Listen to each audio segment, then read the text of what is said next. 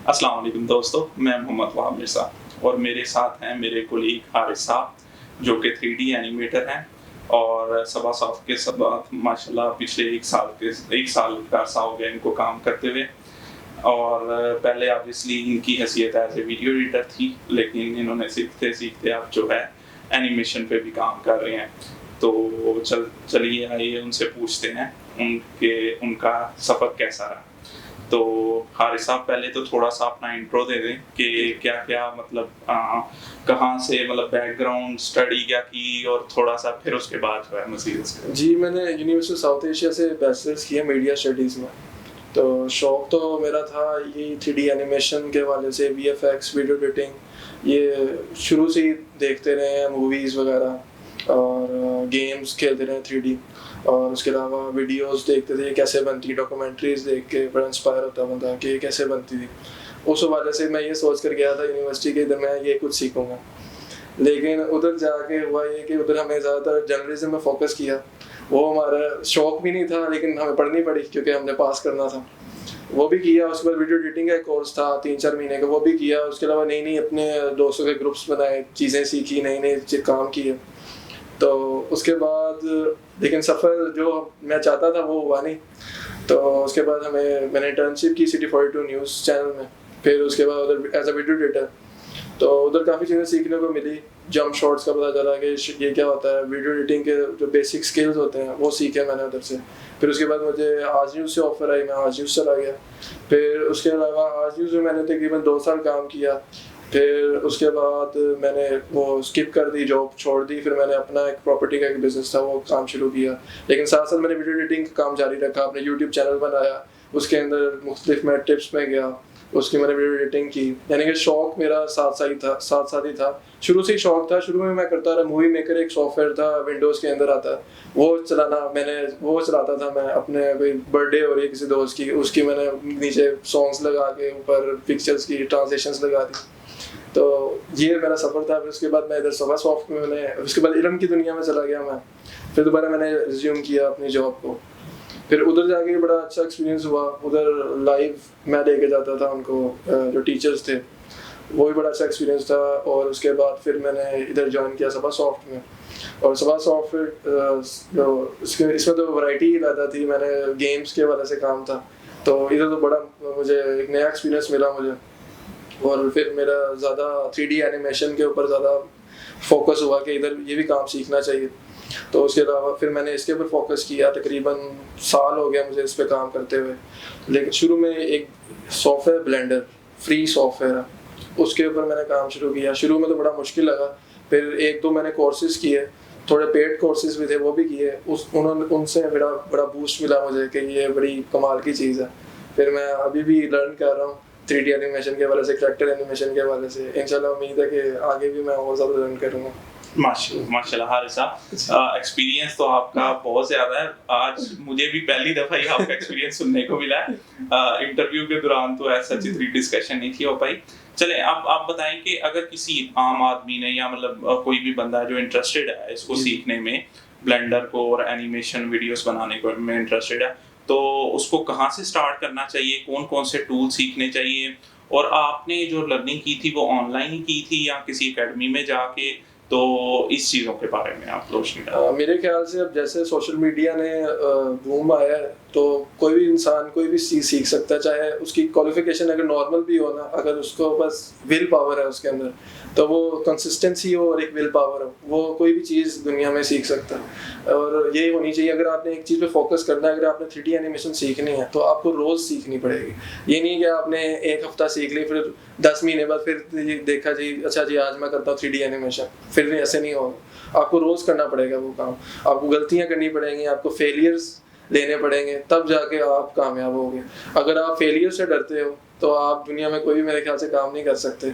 और सबसे टूल्स की बात है तो ब्लेंडर मैंने इस वजह से चूज़ किया। एक तो वो फ्री था और ईज़ी, उसके ट्यूटोरियल्स बड़े आम मिल जाते थे। उसके यूट्यूब में ट्यूटोरियल्स हर बंदा बना रहा है, यानी कि उनकी कम्युनिटी फेसबुक में बहुत बड़ी है, बड़े ज़्यादा ग्रुप्स बने हुए हैं। कोई भी सवाल पूछो तो वो जवाब आता है उसका, कोई बड़ी जल्दी हेल्प मिलती है। तो एक तो ये रीज़न था, मैंने फिर इसको फोकस किया। मैं अभी भी सीख रहा हूँ। तो काफ़ी चीज़ें 3D बेसिक 3D जो एनिमेशन है ना उसका मुझे पता चल गया। 3D मॉडलिंग क्या होती है, बेवल, एक्सट्रूड, हर 3D सॉफ्टवेयर में एक जैसे हैं। और यूवी अनरैपिंग और टेक्सचर लगता है ऑब्जेक्ट्स के ऊपर, ये क्या होता है, ये हर जो 3D एनिमेटर है, 3D मॉडलर है, ये हर एक को पता होना चाहिए, हर फील्ड के बारे में उसको पता होना चाहिए, ताकि वो कोई मसला आए तो अपने मॉडलर को बता सके भाई ये मसला आ रहा है, भाई ये मसला आ रहा है, ताकि आपकी कोई कंफ्यूजन ना हो। आपको हर चीज़ का इसके ऊपर इल्म होना चाहिए, फिर जाके आप एक 3D एनिमेटर अच्छे बन सकते हैं। ठीक है, तो अच्छा सही है, ये तो आपने बता दिया। तो इसके लिए कोई ठीक है, आपने ऑनलाइन तरीका हमें बताया कि ऑनलाइन जाएं, तो कोई फॉर्मल टाइप जो है इसमें मेथड भी है कि मतलब आप किसी एकेडमी को ज्वाइन कर लें या कहीं पे कोर्सेज लर्न कर लें, या किसी चीज़ का आपको पता हो कि मतलब किसी जगह पे लाहौर में, या ऑब्वियसली मैं लाहौर से आउटसाइड आपको इतना खास नहीं पता होगा, लेकिन लाहौर में कोई ऐसा इंस्टीट्यूट हो जो इस चीज़ को सिखा रहा हो? जी जी, एक PNY इंस्टीट्यूट है, वो सिखा रहा है 3D एनिमेशन। 3D एनिमेशन तो नहीं ऐसा समझा रहा, लेकिन वो 3D concept, 3D modelling, 3D animation basic समझा रहा है। एक अल्फा क्रीम में काफ़ी इंस्टीट्यूट है, उधर भी हैं एक दो, उधर भी वो सिखा रहे हैं 3D एनिमेशन और 3D मॉडलिंग वगैरह। और इसके अलावा एक और अभी एक सर आए हैं, मेरा भी उम्मीद है कि मैं उनसे जाके सीखूं प्रॉपर 3D एनिमेशन। वो आए हैं दुबई से, इधर उन्होंने उनकी एकेडमी शुरू हुई है फैसल टाउन में, और मकसद एनाइम स्कूल के नाम से। तो वो बड़े अच्छे एनिमेटर हैं, मैंने उनके काम देखा है, तो वो भी है एक ऑप्शन। ठीक है, तो लेकिन अगर मतलब आपकी मुझे गुफ्तगू से तो ऐसी फीलिंग आ रही है कि आप ऑनलाइन मेथड को ज़्यादा प्रेफर कर रहे हैं कि यार मतलब आप ऑनलाइन सीख लें। और वैसे भी मेरे ख्याल में ऑनलाइन सीखने से एक कम से कम ये तो आपकी ज़हन में पक्का हो जाता है कि यार मुझे एनिमेशन सीखनी भी है या नहीं है, मतलब कम से कम बगैर पैसे खर्चे आपको पता चल जाता है कि यार मुझे इस फील्ड में इंटरेस्ट है भी है या नहीं है। तो मतलब ठीक है, समझ लेते हैं कि अभी के लिए जो आप प्रायोरिटी दे रहे हैं, मेरे ख्याल में आप ये कह रहे हैं कि ऑनलाइन सीख लें। अगर उसके बाद आपको बड़ी एक्सपर्टीज रिक्वायर्ड हो, ठीक है, आप उसके लिए स्पेसिफिक टीचर के पास भी चले जाएं या कोई पेड कोर्सेज भी कर लें, लेकिन जो पहला आप स्टार्ट लें वो आप ऑनलाइन यूट्यूब ट्यूटोरियल जी बिल्कुल, ताकि आपको पता लग जाए कि आपका इंटरेस्ट है भी कि नहीं, या आपका लूज इंटरेस्ट हो जाता है बीच में कि यार ये मैं नहीं सीखनी। ठीक है, अगर किसी का इंटरेस्ट हो, ठीक है, तो उसको कौन से कोई यूट्यूब चैनल्स हों या उडेमी में कोई कोर्सेज हों, या कौन से तरीके आप रिकमेंड करेंगे? सबसे पहले तो एक CG बूस्ट एक वेबसाइट है, एक यूट्यूब चैनल है, जर्मनी के टीचर हैं, इंग्लिश में समझाते हैं, कमाल के टीचर हैं वो, और बड़े अच्छे अंदाज से समझाते हैं कि लेमैन को भी समझ आती थी क्या समझाने की कोशिश कर रहे हैं। और एक उनका अनपेड कोर्स है, उसमें एप्पल्स बनाते हैं वो, और एक पेड कोर्स है, वो भी मैंने किया था। तो उसके बाद मुझे एक बूस्ट मिला कि मुझे समझ आने ज़्यादा लग गई कि ये कैसे काम करता है, शॉर्टकट टूल्स और जो बेसिक प्रॉब्लम्स फेस करता है बंदा 3D एनिमेशन के दौरान, ये क्या हो रहा है, समझ नहीं आती कि कहीं फंस जाता है बंदा। तो उसके बाद मुझे काफ़ी अच्छी समझ आने लग जाए। वो अगर आप कोर्स कर लें एक दफ़ा, तो उसके बाद आपको बाकी कोर्सेज आपको बड़ी इजीली पिक करेंगे। बाकी अगर आप जंप करेंगे उन कोर्सेज में, तो फिर आपको पिक करना थोड़ा मुश्किल होगी कि ये क्या समझ नहीं आ रही। बेसिक आपका जो बुनियाद है ना, वो मुझे उस कोर्स ने मुझे बड़ी अच्छी दी। ठीक है।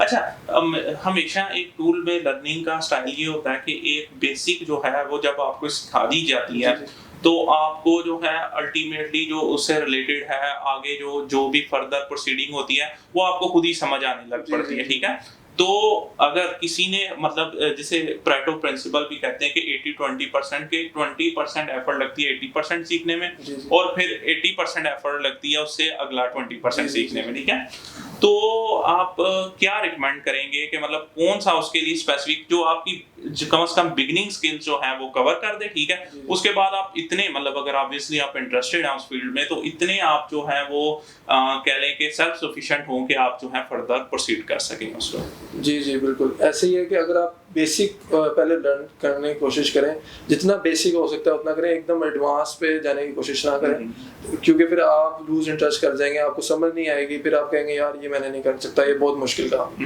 क्योंकि जब तक आपकी बेस ही नहीं होगी तब तक आपको समझ नहीं आएगी। इतने स्टेप्स होते हैं इसमें कि आपने ये करना है, पेरेंट करना है, आपने इधर इसको इधर लेके जाना है, इसका टेक्सचर इधर मिलेगा, इसको यहाँ से कनेक्ट करना है, तो आप एकदम कंफ्यूज हो जाएंगे, आप कहेंगे ये तो बहुत ही मुश्किल काम है। तो आप सबसे बेसिक से शुरू करें, सबसे लो लेवल से शुरू करें, जितना बेसिक हो सकता है वो कोर्सेज पकड़ें, शुरू में अपनी बेस बनाएं, फिर उसके बाद Aahista Aahista step by step चलें, फिर उसके बाद ही आप कामयाब हो सकते हैं। और एकदम जंप करने की कोशिश ना करें, अगर जंप करेंगे तो फिर आप अपना इंटरेस्ट लूज कर देंगे, फिर आप कहेंगे यार ये मैं नहीं कर सकता। ठीक है, तो बेसिक लर्निंग के लिए जो आपने रिकमेंड किए थे ऑथर, वो जो जी CG बूस्ट एक है यूट्यूब चैनल, बड़ा अच्छा चैनल है, उधर आप करें सब्सक्राइब, उसको देखें, वो बड़ा अच्छा चैनल है। और कुछ पाकिस्तान इंडियन भी हैं चैनल, एक है इंस्टा, एक है क्रॉस माइंड, लेकिन वो इंग्लिश है, ये दोनों इंग्लिश है। हिंदी मुझे एक दो और भी हैं, मुझे उनके नाम मुझे याद नहीं आ रहे, वो मैं आपको बता दूंगा, तो आप लिंक पे डाल दीजिएगा। इंशाल्लाह। असल में चूंकि मेरे ख्याल में ये लेक्चर जो हैं अल्टीमेटली या वीडियोस जो हैं वो जो है प्रोड्यूस हो रही हैं वो पाकिस्तानी ऑडियंस या इंडियन ऑडियंस से रिलेटेड है, तो हम ऑब्वियसली चाहेंगे कि कुछ हम उनसे रिलेटेड भी, और सारे ऑब्वियसली इंग्लिश कोई इतनी बेहतर हो सकता है, किसी को आती हो किसी को नहीं भी आती हो, तो हम चाह रहे हैं कि वो उसके लिए बैरियर ना हो कि लर्निंग के दौरान कि जो है ना वो कोई भी लर्निंग किसी भी किस्म की कर सके। ठीक है, अच्छा चले, ये तो हो गया। अच्छा, अब अगर एग्जांपल लेते हैं कि कोई बंदा सीख लेता है, ठीक है, तो पाकिस्तान में क्या जॉब अपॉर्चुनिटी है आपके ख्याल के मुताबिक? मतलब आपके दोस्त कुछ कर रहे होंगे या आप कर रहे हैं, या तो पाकिस्तान में सच जितना इंटरनेशनल एक्सपोजर है उतना तो नहीं है, लेकिन पाकिस्तान में एक गेमिंग जो सॉफ्टवेयर हाउसेस हैं उधर है एक्सपोजर, एक उधर आप एज अ जॉब दे सकते हैं। उसके अलावा इसका फ्रीलांसिंग में ज़्यादा मेरे ख्याल से पाकिस्तान में काम है। इंटरनेशनली देखा जाए तो उधर VFX मूवीज़ के बारे से काम है, गेम्स बहुत ज़्यादा उधर बनती हैं, 3D खास तौर पर उधर बहुत ज़्यादा काम है। उधर मेरे ख्याल से पाकिस्तान की नस्बत ज़्यादा काम है, लेकिन आप फ्रीलांसिंग में जाएंगे अगर 3D एनिमेशन में तो इससे भी ज़्यादा स्कोप है, लेकिन स्कोप इंसान ने खुद बनाना होता है। अगर पाकिस्तान में बंदा रह के अगर अपना स्कोप बनाना चाहे तो बना सकता है। कोई यूट्यूब अपना जो बच्चों के लिए कार्टून्स 3D एनिमेटेड कार्टून्स हैं या सीरीज़ हैं वो बना सकता है, वो बहुत लोग शौक से देखते हैं, और इस हवाले से भी बहुत स्कोप है पाकिस्तान में यूट्यूब चैनल्स के हिसाब से अगर देखा जाए तो।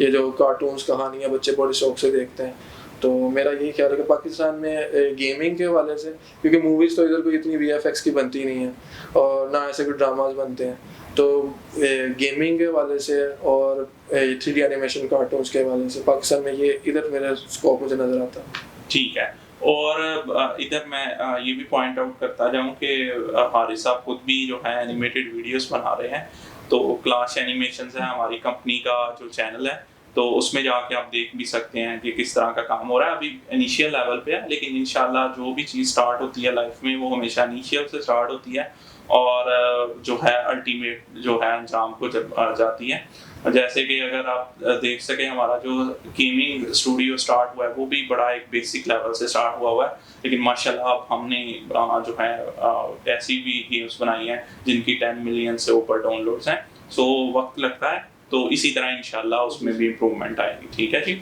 अच्छा, इसके अलावा आप जो है, ठीक है, इंडस्ट्री में तो ये स्कोप है कि जो है ना मतलब इस तरह का, ठीक है, तो अगर मतलब किसी ने कह लें कि इस कोर्स को सीख के अब्रॉड मूव होना हो, तो किस मुल्क में अपॉर्चुनिटीज ज़्यादा हैं इस फील्ड में एज कम्पेयर टू मतलब रेस्ट ऑफ कंट्रीज?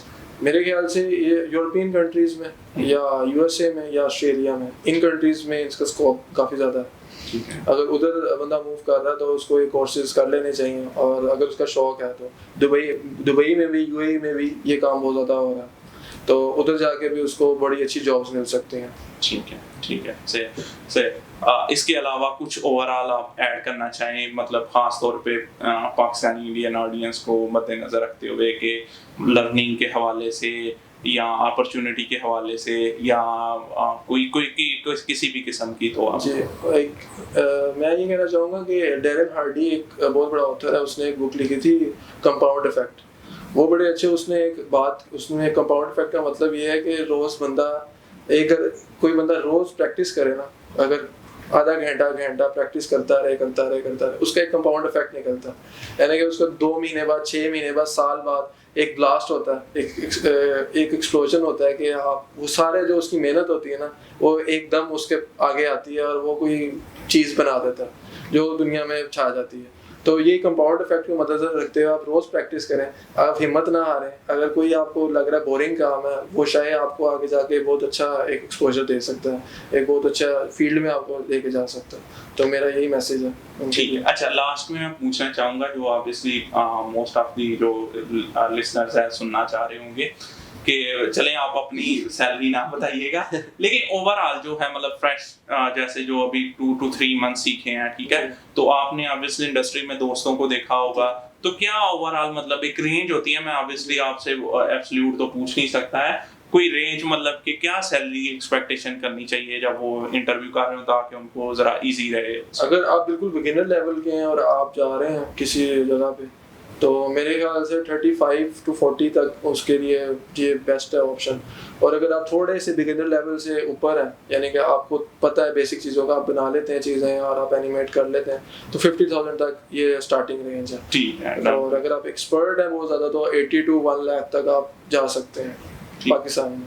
ठीक। और इनको करने में कितना कितना अरसा जो है वो लगता है, मतलब यानी कि एग्जाम्पल मैं फिर वही बात कि यहाँ पे कोई भी एब्सोल्यूट टर्म्स नहीं हो रही हैं, हो सकता है किसी का लर्निंग लेवल थोड़ा स्पीडी हो, बहुत जल्दी सीख जाए, उसके लिए वो 4 साल 2 साल में भी कन्वर्ट हो जाए, लेकिन ओवरऑल मतलब ये जो आप बिगनर और मिडल और एक्सपर्ट की बात कर रहे हैं, ये अंदाजन जो है यानी कि एक एवरेज पर्सन है जो एक सीख रहा है सही तरह, उसके लिए क्या? मेरे ख्याल से बिगिनर लेवल के लिए 1.5-2 साल तो चाहिए उससे, अगर एक इंटरमीडिएट लेवल तक पहुंचने के लिए। और एक इंटरमीडिएट को 4 से 5 साल लगेंगे एक्सपर्ट बनने के लिए, और एक्सपर्ट को एक्सट्रीम एक्सपर्ट बनना है तो उसको तो तकरीबन 5-10 साल लगेंगे उसको प्रैक्टिस करते हुए, उसे चीज़ें देखते हुए, क्योंकि चीज़ें चेंज भी होती रहती हैं और साथ साथ उसे फिर अपडेट भी होना पड़ता है। तो ये 5-10 साल मेरे ख्याल से एक्सपर्ट लेवल को बनने में लगेंगे। ठीक है। तो आप यंगस्टर्स के लिए क्या मतलब सोचते हैं कि उन्हें इस फील्ड में आना चाहिए, या मतलब जो है फील्ड सैचुरेटेड है, या मतलब क्या आगे अपॉर्चुनिटीज के हिसाब से, या मतलब या अपॉर्चुनिटीज भी, या लर्निंग के हिसाब से, या स्पेस स्केल के हिसाब से, क्या आपका ख्याल है इस बारे में? मेरे ख्याल में आना चाहिए, क्योंकि आने वाले फ्यूचर में बहुत ज़्यादा इसको स्कोप बढ़ने वाला है। एक तो मैं एडवर्टाइजमेंट एजेंसी के बारे में बताना भूल गया। एड जो बनते हैं ज़्यादातर उसमें 3D एनिमेशन ही यूज़ हो रही होती है। आप एड एजेंसीज में भी जा सकते हैं, मैं इसके बारे में बताना भूल गया था। एड एजेंसीज में भी आप जा सकते हैं, उधर भी जॉब अप्लाई कर सकते हैं 3D एनिमेशन की, उधर भी बड़ी डिमांड है। उधर आप वीडियो और आपके ये स्किल आपको वीडियो एडिटिंग में भी बड़ा काम आ सकता है। आपने लोगो एनिमेशन करनी है, आपने कैरेक्टर एनिमेशन भी बीच में करनी है, क्योंकि अक्सर एड्स सबसे बनते हैं कि कैरेक्टर्स आ रहे हैं जा रहे हैं, कोई बात कर रहे हैं, तो उसके हवाले से भी ये बहुत अच्छी यानी कि चॉइस है, आप इसमें जा सकते हैं। और आपकी डिमांड आपका यानी कि आप जो डिमांड करेंगे फिर आपको वो पे करेंगे इस हवाले से, अगर आपका ये स्किल्स लेवल हो तो। डन हो गया। एंड पे समरी के तौर पे कुछ बताना चाह रहे हो? एक तो वैसे समरी थोड़ी देर पहले भी होगी, लेकिन चलें कोई मतलब कोई सजेशन या कुछ भी किस्म की सजेशन यही है कि आप ये ना सोचें कि मैं ये सॉफ्टवेयर माया सीखूंगा क्योंकि इंडस्ट्री स्टैंडर्ड वो है, या सिनेमा 4D सीखूंगा तभी मैं एक लेवल पे पहुंच पाऊंगा। अगर आप एक बेसिक ब्लेंडर से ही सीखना शुरू करेंगे तो आपको बेसिक 3D सॉफ्टवेयर की समझ आने लग जाएगी। तकरीबन सारे सॉफ्टवेयर एक जैसे हैं, लेकिन आपको बेसिक कॉन्सेप्ट समझना है कि ये क्या चीज़ें हैं, यूवी अनरैपिंग क्या होती है, टेक्सचरिंग क्या होती है, एक्सट्रूड करना, बेवल करना, ये जो चीज़ें हैं ये सारे सॉफ्टवेयर में सेम ही है, लेकिन थोड़े फंक्शनलिटी डिफरेंट है। उनके टूल्स और बटन्स थोड़े चेंजिंग हुए होंगे, इधर उधर हुए होंगे, कोई चेंजेस वैसे भी हैं अंदर के। ये सॉफ्टवेयर ऐसे कर सकता है। सिनेमा 4D मोशन ग्राफिक्स में बड़ा अच्छा है, माया भी एनिमेशन में बहुत अच्छा है। ब्लेंडर इन दोनों को कम्पीट करता है, लेकिन वो थोड़ा सा लो है, लेकिन वो भी कम नहीं है। तो ये फ़र्क है। तो आप ये ना सोचें कि मैं अब ये सॉफ्टवेयर सीखूंगा, इकट्ठे 4-5 सॉफ्टवेयर स्टार्ट ना कर दें, फिर आप कंफ्यूज हो जाएंगे। आप एक सॉफ्टवेयर को पकड़े उसको सारा सीखें, फिर उसके बाद बाकी सॉफ्टवेयर आपको सीखने में बड़ी आसानी होगी। और बस यही मैसेज है मेरा। 3D यानी आपका कहने का मतलब है कि ड्राइवर तगड़ा होना ज़्यादा इम्पोर्टेंट है बजाय कि कार कौन सी चल रही है। ठीक है। और दोस्तों, इसी के साथ इख्तिताम होता है हमारे इंटरव्यू का, और इनके टाइम का बहुत शुक्रिया। हारिस साहब अपना कीमती वक्त निकाल के आए हैं, तो इसके रिलेटेड कभी कोई भी क्वेश्चन हो, एक तो हारिस साहब खुद भी मेरे हाल में यूट्यूब पे काफ़ी एक्टिव हैं, वो खुद भी आंसर दे देंगे, तो आप चैनल पे नीचे जो है वो कमेंट कर दीजिएगा, वो अकॉर्डिंगली आंसर दे देंगे। इसके अलावा इस चैनल को सब्सक्राइब भी कीजिएगा और जो है बेल के आइकन पे क्लिक कीजिएगा, क्योंकि हम जो है इस चैनल पे हर उस किस्म के टॉपिक को डिस्कस करेंगे जो जाके कहीं ना कहीं जो है पैसे के साथ जो है कनेक्ट होता है। क्योंकि पर्सनली मैं समझता हूँ कि पाकिस्तान में या ओवरऑल वर्ल्ड में भी 80% ऑफ दी प्रॉब्लम्स जो है वो बंदे को इसीलिए जो है फेस करनी पड़ती है कि उसके पास पैसे की कमी होती है। सही है। सो उम्मीद करता हूँ कि आज का जो है वो वीडियो आपके लिए काफ़ी मुफीद जो है साबित हुआ होगा। इजाज़त दीजिए मुझे और हारिस साहब को। अल्लाह हाफ़िज़।